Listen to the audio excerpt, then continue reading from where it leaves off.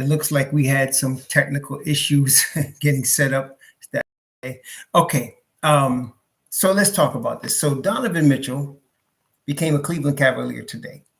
Okai Agbaji, Laurie Marketing, Colin Sexton on a $70 million sign and trade, along with 3 unprotected first and apparently 2 pick swaps, according to Wojnarowski, which we know is one of the 3 wise men, so we can trust Adrian Wojnarowski. So now let's take a look. Let's take a look at this. I want to look at the Cavs.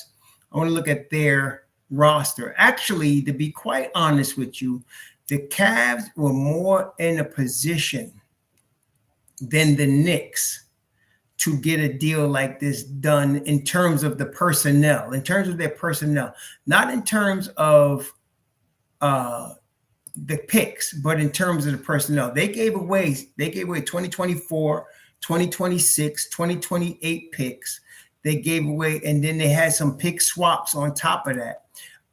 But they were better prepared for Colin Sexton than the Knicks. And they were better prepared for Donovan Mitchell than the Knicks in terms of personnel. What do I say that? Guards in the backcourt on the defensive problem, right? We're talking about defensive issues. Now, when you look at it, if Julius Randle is starting, and we don't know, he's still on the roster, so we have to assume he would be. We don't know what we're going to get defensively from him. And that's just being real. We don't know what we're going to get defensively from him. He has the ability to play great defense when he wants to.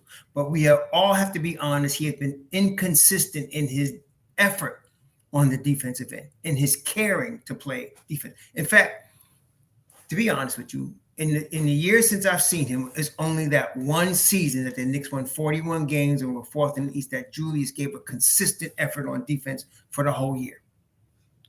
He hasn't done it before or since. Okay, why do I bring that up? Look at Cleveland.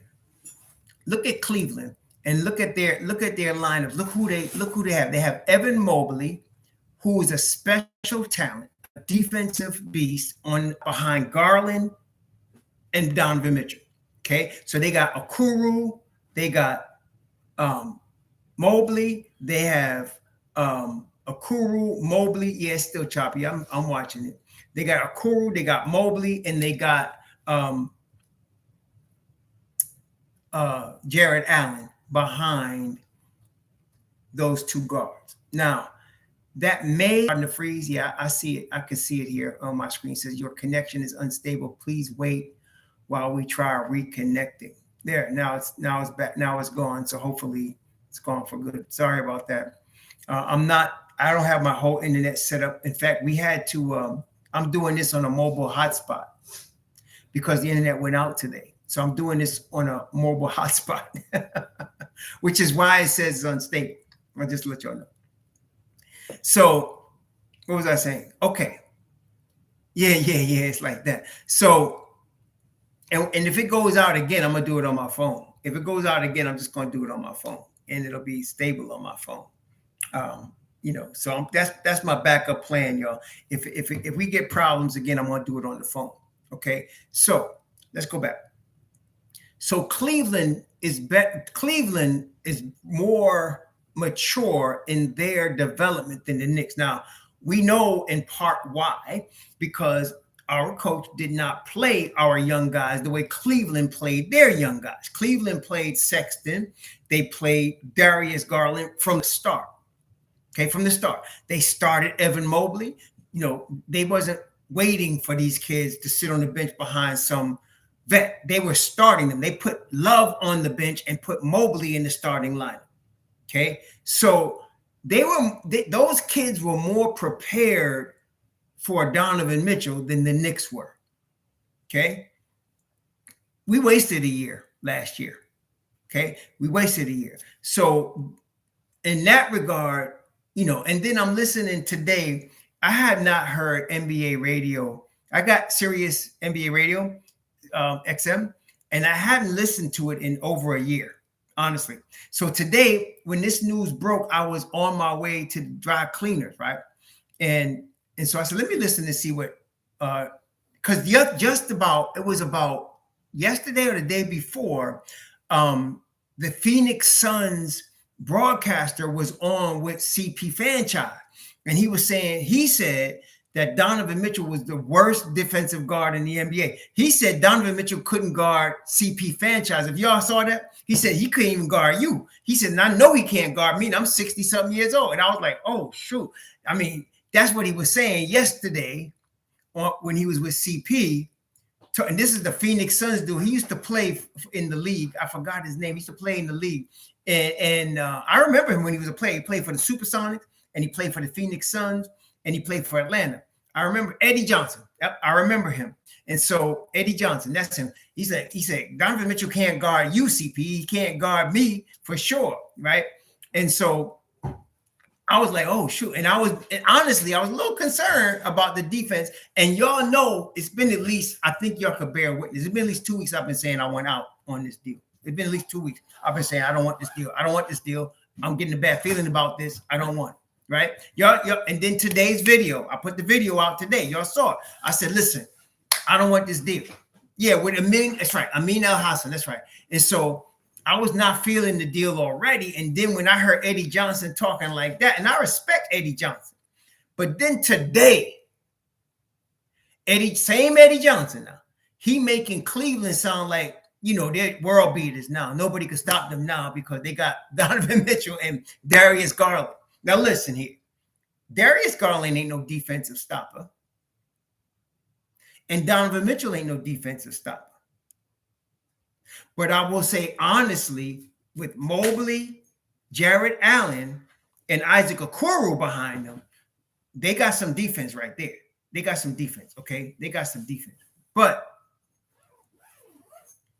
let's talk about our squad. So listen, and then the narrative is, I was hearing this other knucklehead. Who is this? Antonio Daniels used to play for the San Antonio Spurs. He's another Knick hater, man. He is another Knick hater. He's talking about the Knicks had better. I told you the Knicks had to get this done before somebody else came in.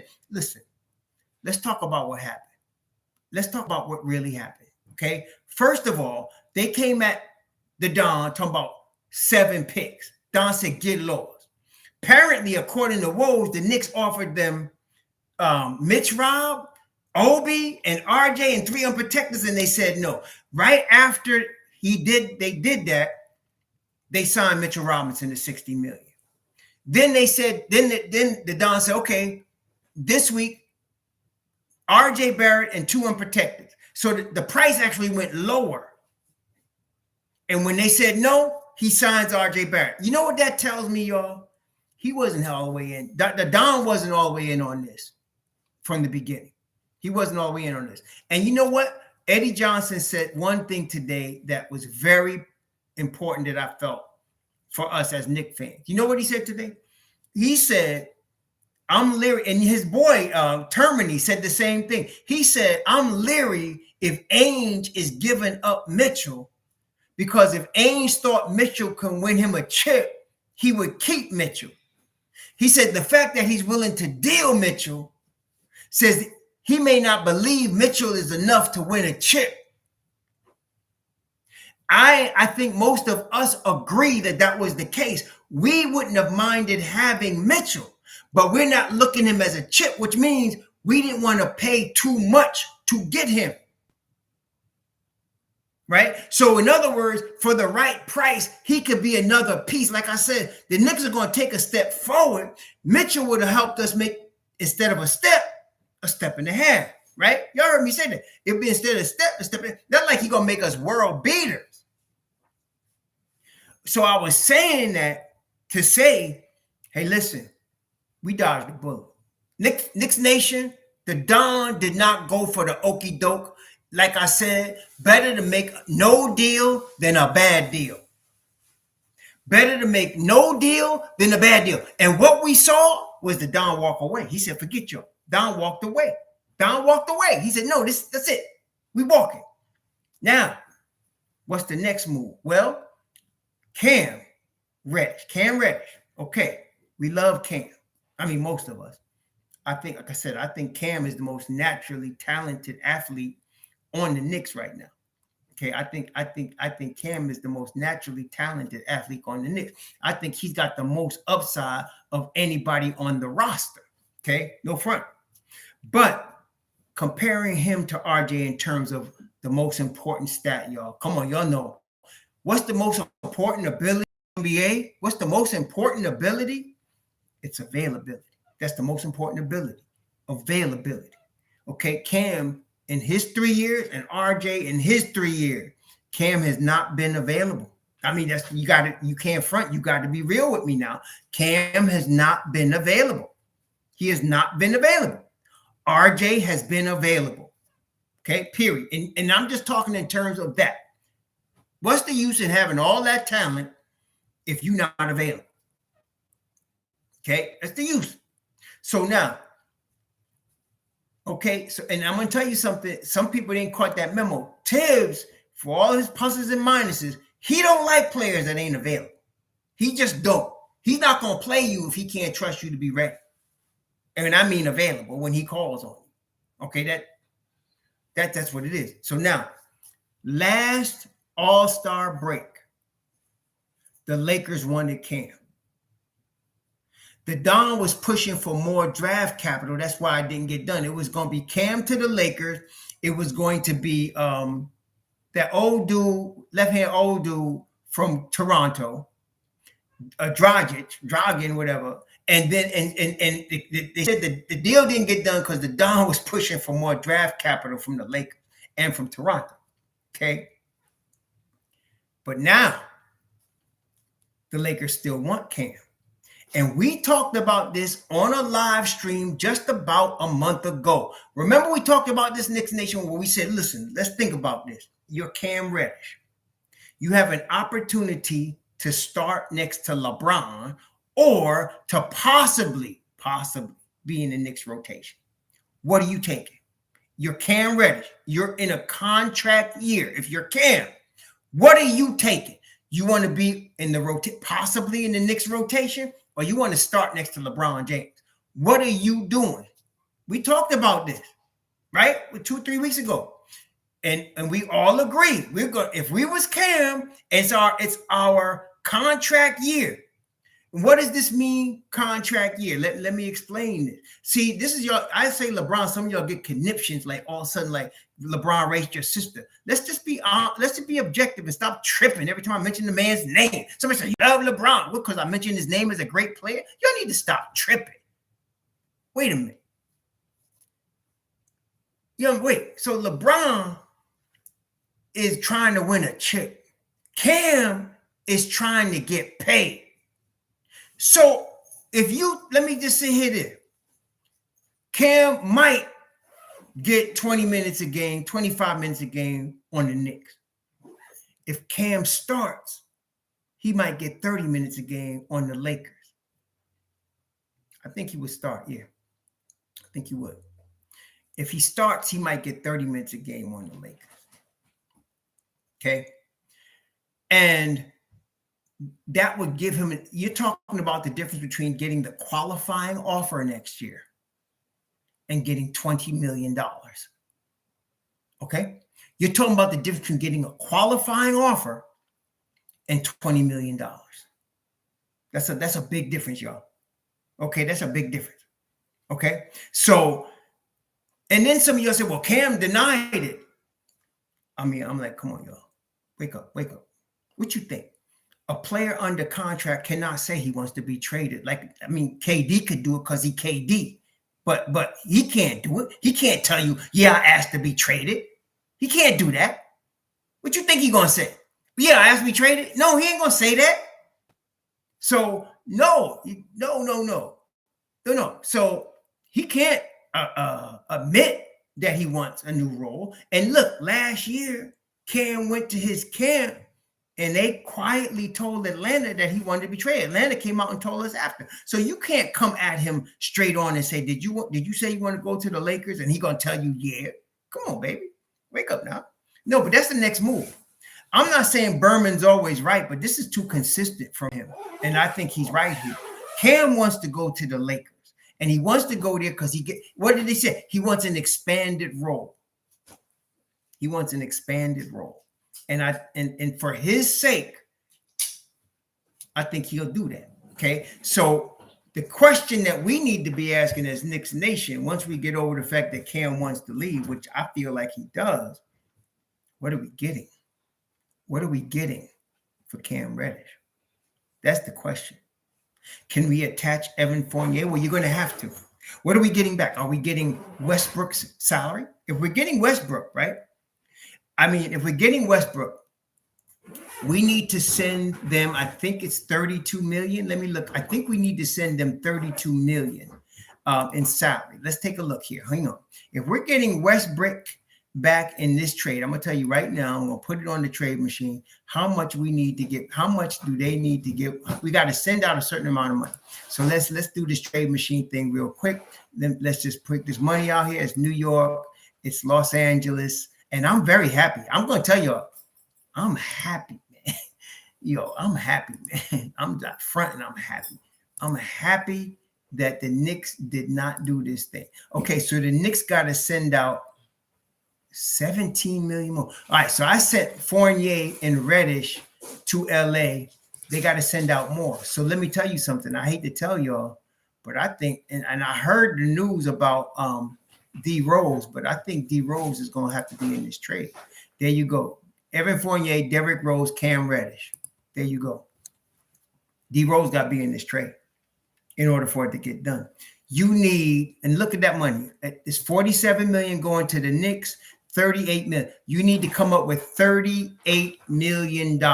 Listen here. Listen what I said. Let's go over this again. If the Knicks are going to take 47 million of Westbrook's contract, listen to me, Knicks Nation. Okay. That means they got to send back $38 million. 38 million. So you know Fournier's got to go. Right? So that's 18 million. You know they want Cam. Cam is only 6. So you're talking about 24. You still need 14 million. 14 million happens to be Derrick Rose's contract. And it happens to be expiring. There you go. Derrick Rose, Evan Fournier, Cam Reddish for Russell Westbrook. Now, are we going to get one pick back? Or 2 picks back? Are we going to get 1 or 2? Randall, they don't want Randall. That's what they're going to say. They don't want Randall. I don't think they're going to give us 2. That's why I'm saying to y'all. I don't think they're going to give us 2. But would you do it for the 2027 pick? Would you do this deal for the 2027 pick? I would. I would do it for a first round pick. I would. Now, you giving the Don another first rounder, unprotected? What does that mean, y'all? There's a certain player that teams are demanding a pick in order to receive him. Mr. Demon 222, thanks for the $2 next move. Fire Tibbs, he in the way, time for change. Listen, we're going to talk about that in a second. I'm glad, Mr. Demon, I'm glad you brought that up. But there's a certain player that teams are, remember, A player and B player, to get player A off your hands. And we already discovered that Randall is player B because he cannot be moved unless you attach a first rounder. Now you get this first rounder from LA and we already got our own first rounder. Is it freezing? Doesn't say nothing on my screen. Testing 1, 2, 3. You got me? Testing 1, 2, 3. You got me? Testing 1, 2, 3. I'm seeing y'all. I don't see it saying. John Mark, what's the next valve for the Knicks? John Mark, $5 super chat. Thank you. You seeing me? Okay, y'all hearing me? Okay. Okay, good. Thank you, John Mark. All right. I'm gonna go into that. What's next for the Knicks? We talking about that. We talking about right now. Cam Reddish. Cam Reddish to LA. We'd like to send Randall, but that ain't gonna happen. So it's Evan Fournier, a shooter.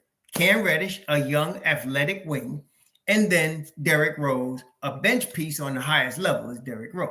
So there you go. There you go. So Neville